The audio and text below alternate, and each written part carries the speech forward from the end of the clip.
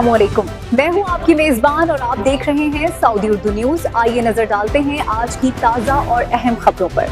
ناظرین، سب سے پہلی بڑی خبر صومالیہ کے قریب آئل ٹینکر کے اغوا کی ہے، جہاں 11 پاکستانی عملہ یرغمال بنا لیا گیا ہے، جبکہ خیبر آپریشن میں سیکیورٹی فورسز نے 22 خوارج کو ہلاک کر دیا ہے اور سرچ کارروائیاں تاحال جاری ہیں۔ ادھر شاہراہ بھٹو پر ایک واردات میں تاجر سے 25 لاکھ روپے لوٹ لیے گئے، جبکہ پاک پتن میں خاتون قتل کیس میں لاش کی شناخت ہو گئی ہے اور مرکزی ملزم کی تلاش جاری ہے۔ بین الاقوامی سطح پر امریکی سائنسدان کی پراسرار موت نے نئی بحث چھیڑ دی ہے اور امریکہ و چین میں سائنسدانوں کی مشکوک اموات پر تشویش بڑھتی جا رہی ہے۔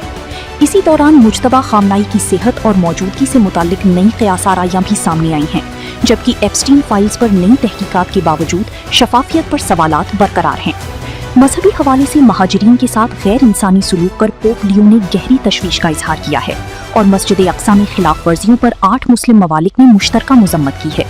سعودی عرب سے مثبت خبر یہ ہے کہ ریاض میں فلپائنی جڑی بوٹیوں کی 18 گھنٹے طویل کامیاب سرجری مکمل کر لی گئی، جبکہ کرکٹ میں توقعات کے مطابق نتائج نہ ملنے پر سعود شکیل نے اعتراف کیا ہے اور Pakistan under 16 team UEFA development tournament میں شرکت کے لیے قازقستان روانہ ہو گئی ہے۔